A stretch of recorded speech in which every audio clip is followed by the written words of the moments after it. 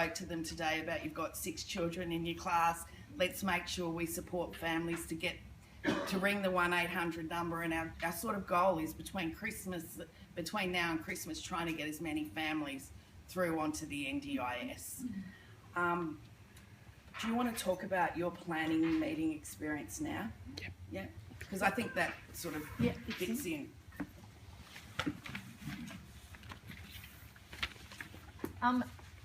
Hello everyone. My name's Leanne Hawke. Thank you, Mark, for inviting me. My son Riley goes to the Aspect Hunter Base School at Thornton, and he is almost 9, equivalent of Year 3. He's been going there since he was 4. And so we applied for the NDIS, it would be almost 2 years ago. So we're on our 2nd year of our plan. So I made the call, got my access number, did all that stuff, and then I waited 6 months. I did not get a call for 6 months, despite me ringing them and asking what's going on. Oh, there's a big queue. So that was very frustrating, but I have heard that process has tightened up much more now. So you get sent the package, and it's very thick, not necessarily complicated, but trying, as you're saying, what are your kids' needs? What do what do you want them to achieve? It's just one newly diagnosed. Yeah. So just sort of racking your brain, thinking, well, I want my kid to be able to talk. My son's speech isn't that great, as probably a lot of yours aren't either.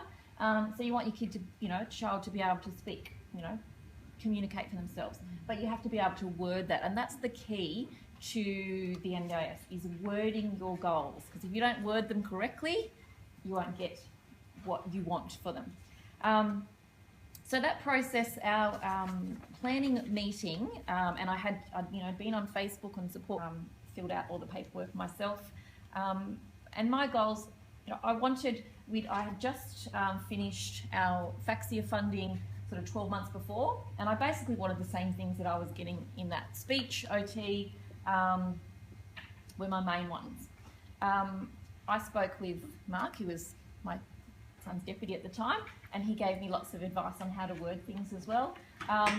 So go to the planning meeting. I had all my paperwork, every report your child has ever had written about them.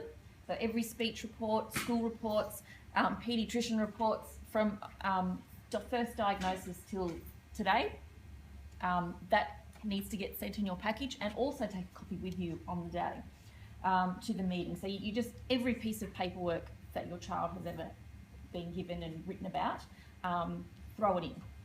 The more evidence that you can provide, the better. So the planning meeting, as I said, it was quite daunting.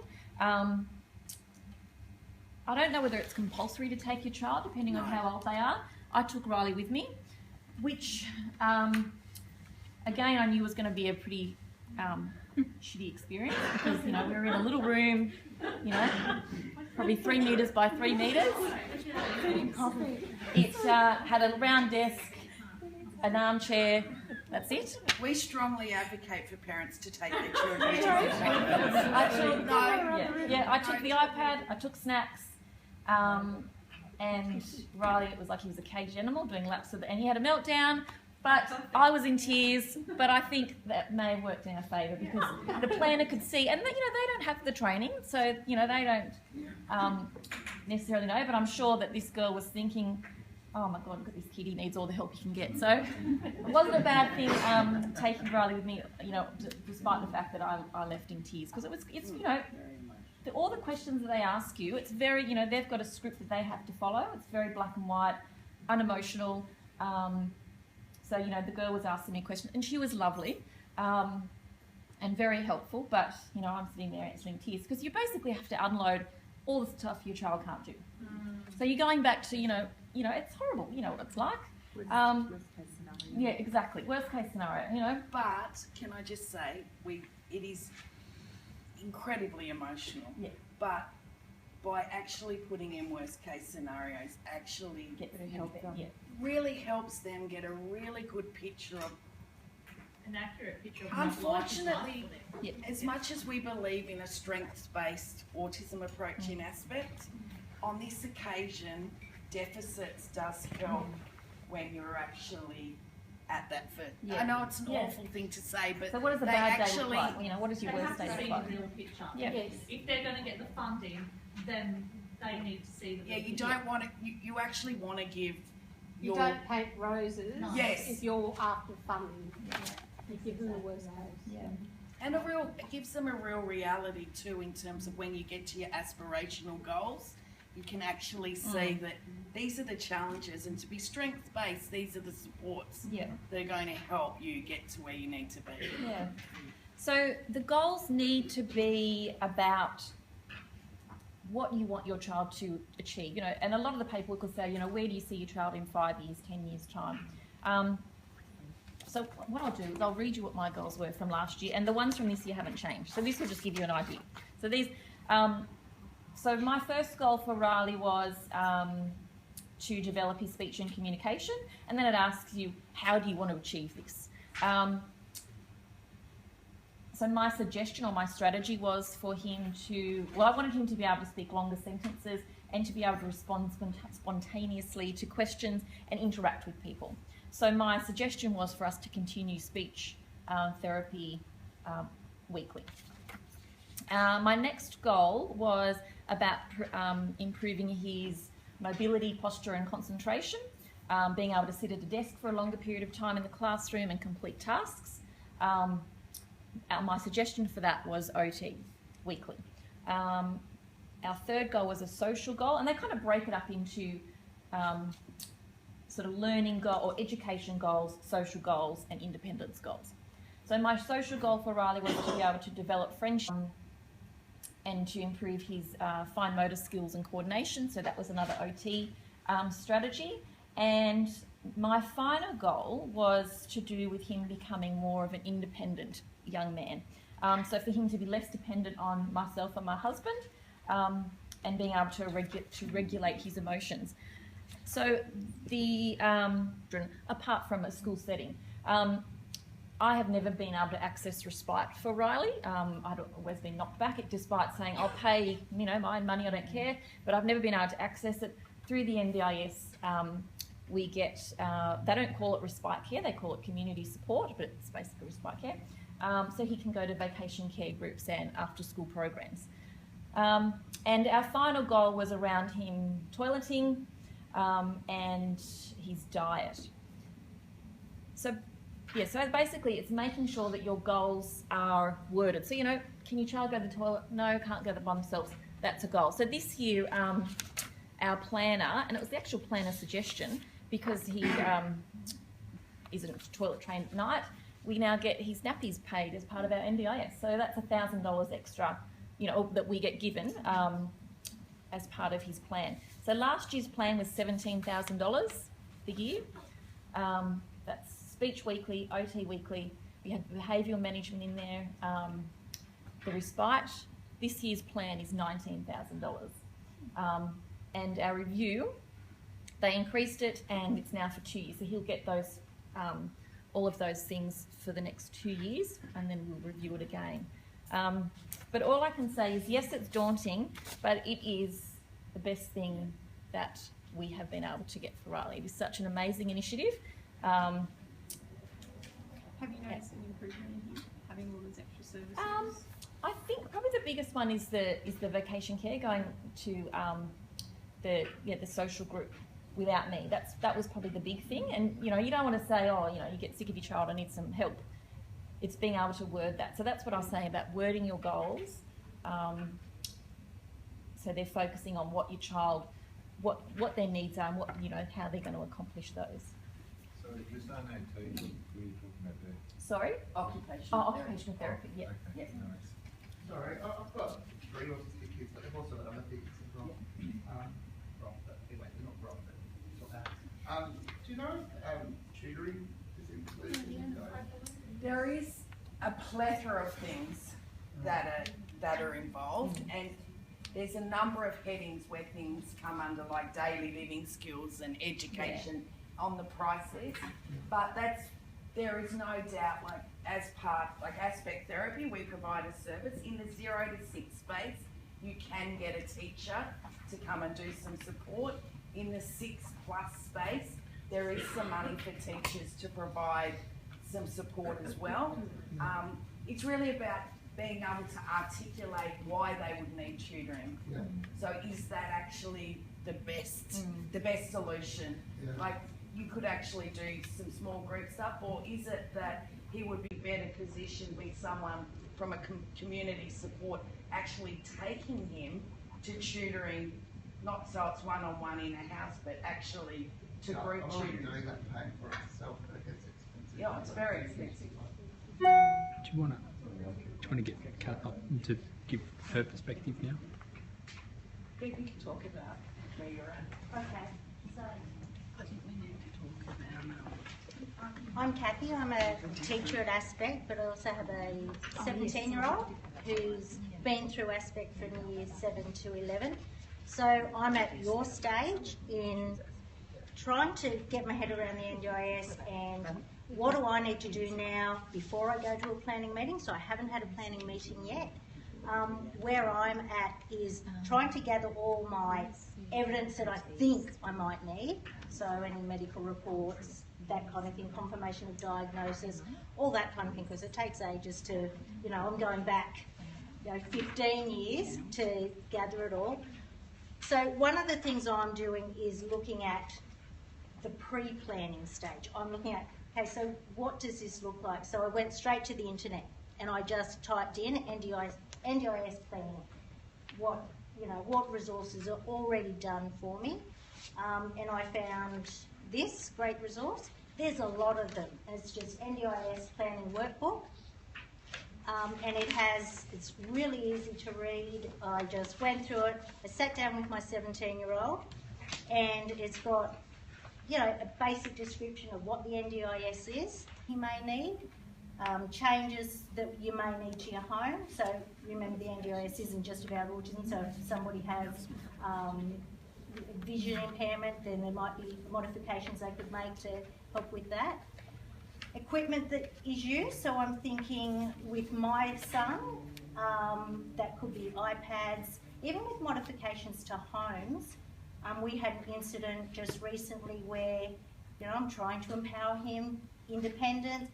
He was cooking at home on his own, 17-year-old. I thought he would be fine. We've never had any incidents before. Me and my daughter go out, we walk into this strong smell of gas. I thought, oh no. So I walk in and said, Jared, you've left the stove on. He immediately he left the stove on, but the gas, so there's no flame, immediately went to light the lighter to fix that problem. And I just thought, wow, I hadn't seen that problem. So that might be a modification I might be able to fight for, that he can have an electric stovetop, things like that. So what I'm now doing is every little thing I can think of just like that, I'm making note of. Everyday situations that I see him struggling with, that's the type of thing I'm making a point of. Okay, that's a thing. I think it's easy for us to recognise our formal supports that are in place, like school, for me, social club, assisted transport, those kind of things. So it's easy to, when we go for our meetings, say, yeah, well, we've got all those things, we need them in place. What I find a challenge is all the informal supports that we need to really identify, yeah? So I've got a question just in regards to teachers' aides and assisted school travel. I've heard mixed messages about that is or is not. Teachers' aides is out. Is out? Completely out. Okay, so Assistance to school is in. Is in, okay. So if I want my child to still travel on the assistance to school bus, I'd have to apply for it through NDIS. There should be. I don't. Oh, you My don't? son gets Oh, okay. assisted transport. We've got kids. But I didn't put it in my plan. Okay, well, I've got kids that have got it in their plan, but I actually think about, does your child travel with multiple children in a vehicle? Okay, we've got it in plans for children that can't travel in, or people that can't travel with multiple So people. if she's in a minibus going with other children, It's still, it won't be, you'll be fine, but if you've got a child that can't travel with other children, there is some So I was support. worried about that, like thinking, oh my gosh, if she doesn't get it by the No, time they run sorry. out of their reserve funding, Yeah. No. then how am I going to get her to school? No. So where that does impact though is my son gets a mobility allowance. So that if he is, say, at the shops and needs to get home, he can use that money. I think it's something like $75 Is a that through fortnight. Centrelink? Yes. That one? Yep. Yes. So they can apply for that from the age of 16. So in a lot of the high school families, and that comes in conjunction with the disability support pension. But that is impacted by the NDIS. So they will lose that apparently from, I so- believe, the 1st of July. I'm not So quite if they sure. get the mobility allowance, they lose that once. And We're then just that going has through to the come. process of applying for that, 'cause I my know, daughter's it's just a turned nightmare. 16, so I might as well not. Well, Oh no, I'd apply for yeah, it because it will support you in getting it through the NDIS. Right. and also So- from the 1st of July, you might not get. It might be. It might not be take you months. 5 months before Absolutely. your plan is Yeah. activated. Yeah. So whereas that one you might be able to get through and actually have something. Right. So, Sorry, it's my only last question. It's a different price. disability support pension. I was wondering, do the NDIS also fund school fees? No, school fees are out. And how much does it cost to come to Aspect? Sorry to be so rude. I don't know the exact amount, but I thought it was 3. That's £6,000, is it? 5,000 for the year. Wow. 190.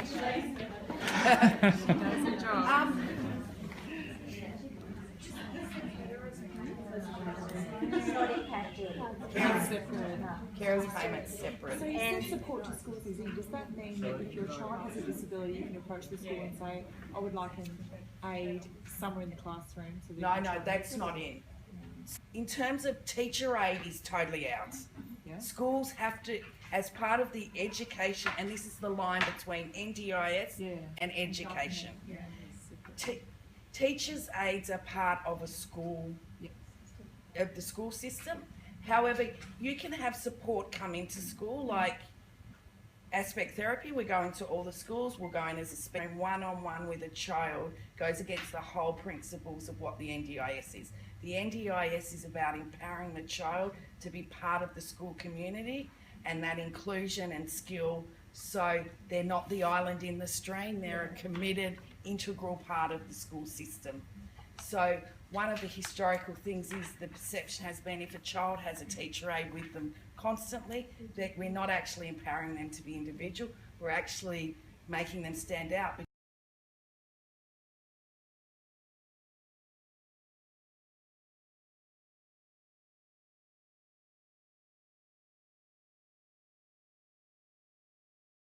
Because the other kid's going, well, they've always got that lady with them. So that It's if, for contractors. yes, Yeah, like a so- speech therapist. Or, so what they're trying to do is build the capacity of the school where you can have a speech EOT, a specialist teacher come in, support the teacher, build the capacity of the classroom and have structured, so in terms of the curriculum, making the correct educational adjustments so the child can access the curriculum, is successful in the classroom, can make friends. The adaptations to the playground are made for the sensory. There's social rewards for them and they are part of the whole school community. One of the things I found really challenging, and I know a couple of the parents I go to social club with, is that we have had an assessment, year 12, Jared's in year 12, and we're actually told the government forgot about that age group, because what was going to happen was they would normally transition to work, but transition to work is now going to fold and come under the NDIS. And I was at a session just like this a few months ago and I said, so what's going to happen to the year 12s? And they said, yeah, what is going to happen? So they've had urgent talks about the year 12 kids because they're about to leave in 4 months' time. And they went through what they did. They got ADAC workers to do a quick assessment and they're going to use that to go to give to the NDIS. But a real challenge I found was the impact it had on my son, having him there because 17, he should be there. The wording of how the questions were was really deficit That's what's based. concerning me too. Yeah, and As I said, my daughter's 16. Yeah. on one hand, I do want her there because I want them to see what level she is at. Okay, she looks like a capable 16-year-old, but when you talk to her, you can see that she is not. But on the other hand, I'm also conscious of what she does understand and what she is taking in and how that's going to demoralise. Do you know what? Scenario. That's right. Yeah. What you can do, because it's all about person-centred planning, so it's her choice. Yeah. And if she's able to make choices, She's aware she's different. She knows. Yeah. But you can So do. she is aware of some of her limitations. You can do a video. So instead of actually taking her to the appointment, you can sit down with her and video her and ask her some specific questions about what she would want, and actually show.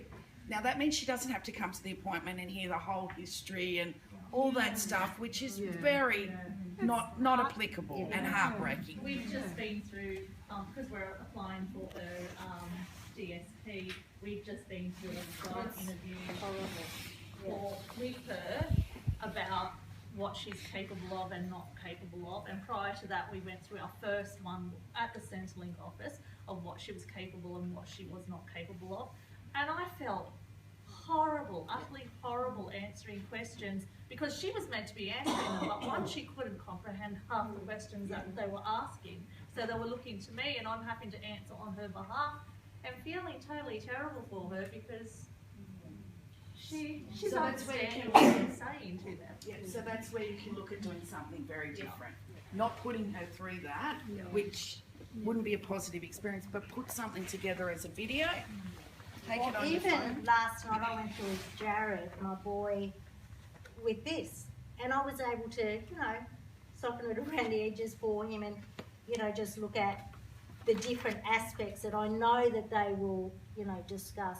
But I really had to do a lot of work beforehand in preparing Jared for the questions that were going to be asked. And I really did, it's something that I would be interested in going to the government about because it really, I felt, was damaging to all the work we do with strengths-based. Yeah. But this is the interesting space. This is where as parents and carers and individuals, it's okay when you take a little one. The little one can be engaged and whatever. But once your child turns 9, 10, 11, they actually don't need to hear it anymore. They're aware of that. But then you can think of creative ways to present that. You don't have, there is no commitment that you have to take your child.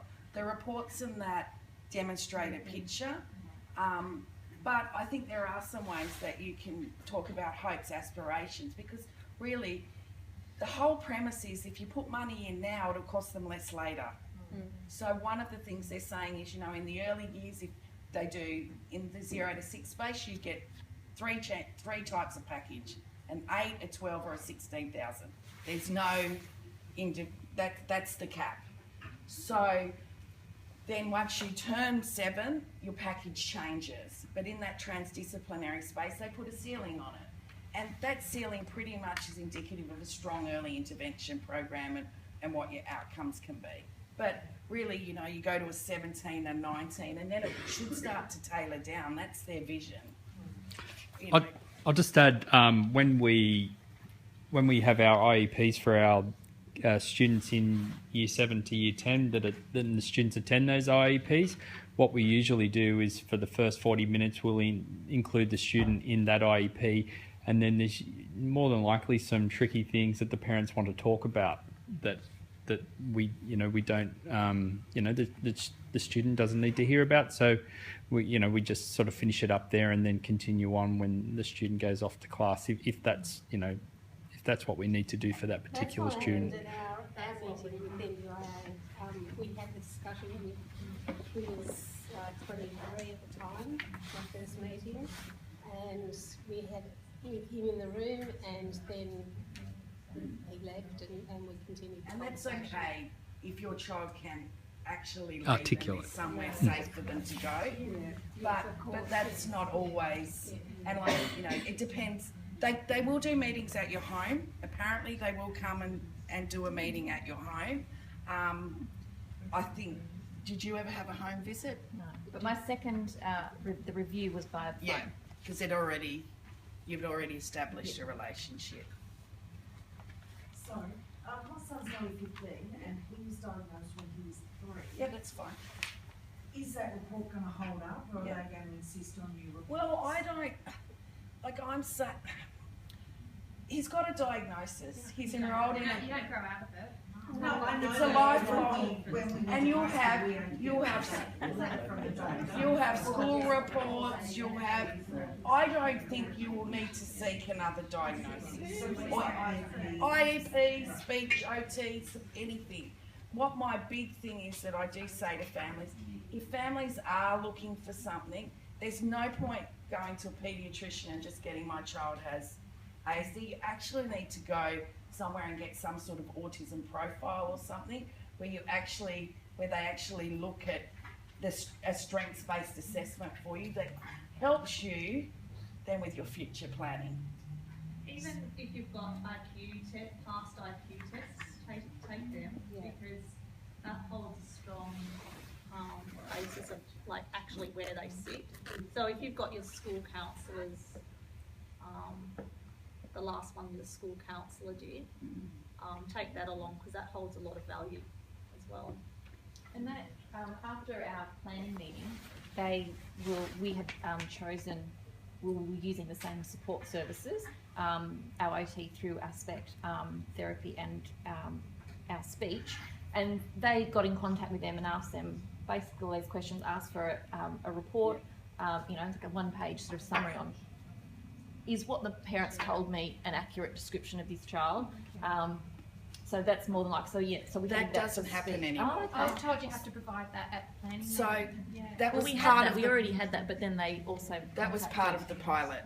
So now, now that doesn't actually happen. The planner, because what happens now is 3 months before, you either get all of you will get a 12-month plan if you're on the Central Coast. You won't get longer than that. It'll be called a first plan.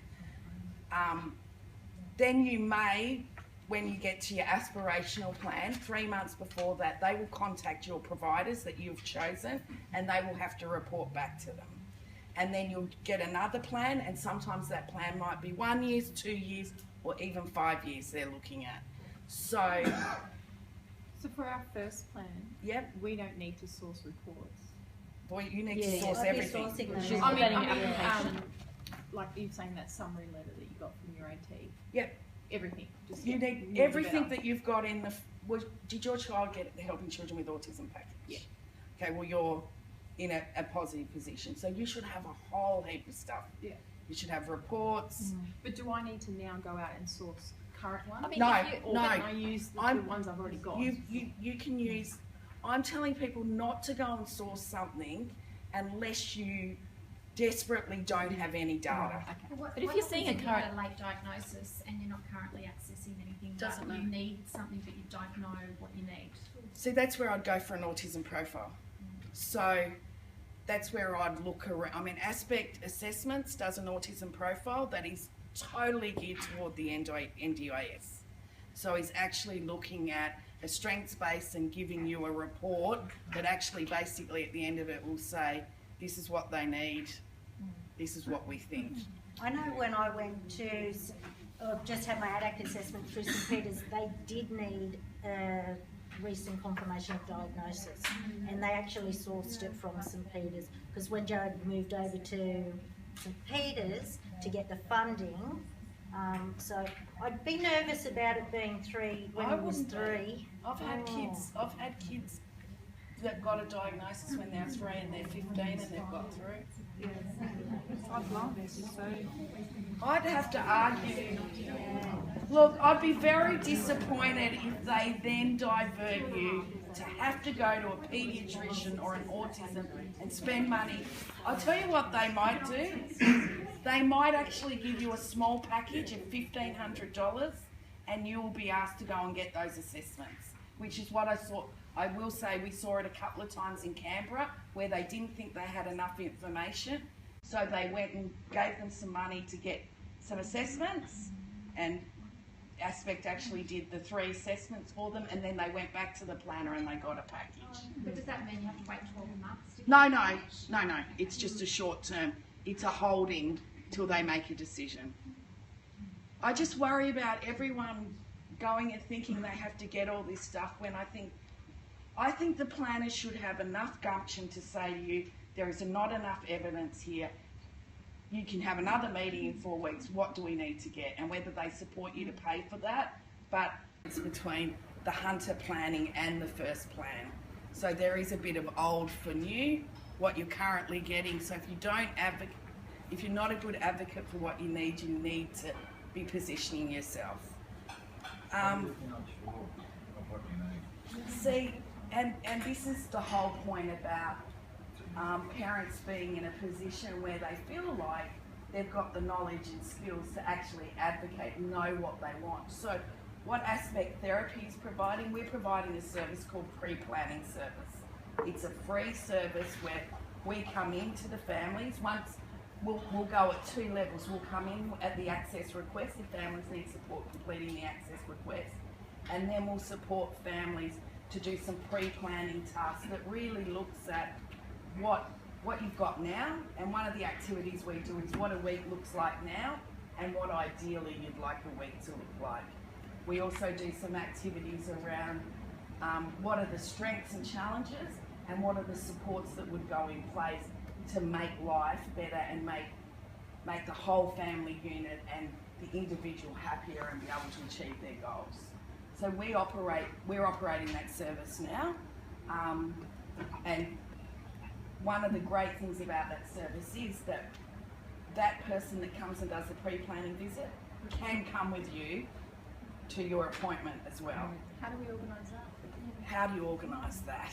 So the first thing is, if you are an Aspect Central Coast school person and you ever access building blocks, the old building blocks, which is what Aspect Therapy is, you're already in my system. So if you're already one of those families, all you have to do is send an email to Steph Francis, who is just sfrancis@autismspectrum.org.au, and she'll be able to, you're straight in.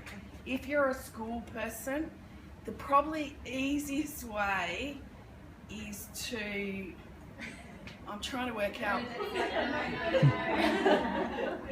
The easiest way, probably the easiest way is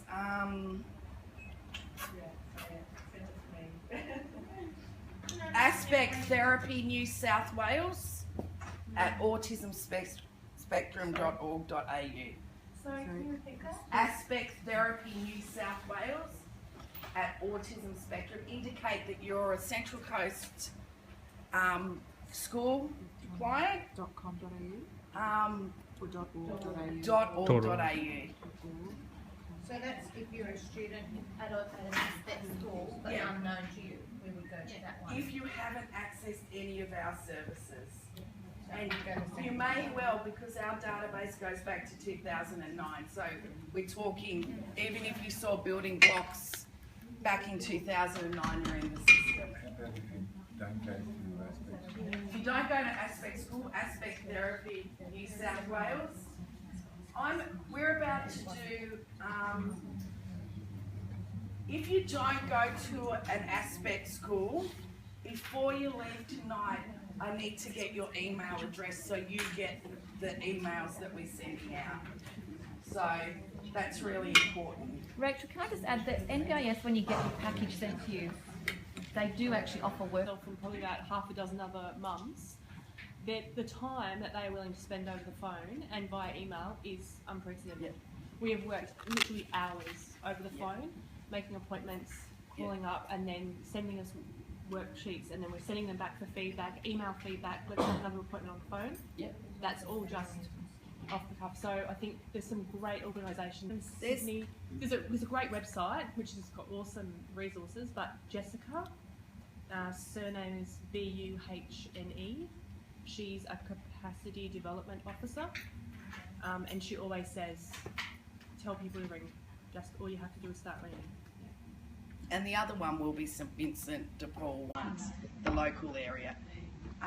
Is it true that the planners that you meet with have no disability training? I'm not in a position to answer that. Maybe a parent could answer that. I have heard that. They're just admin. Yeah. So, So they're not going to be able to help you come up with suggestions No. on what you need. You need to know before you go. Does that also mean they're not going to debate with you about it? what was your experience? I had If a they plan- don't have my, any- my two plans have been brilliant. Yeah. So. So I have think- heard horror stories. However, Yeah, I think- mine.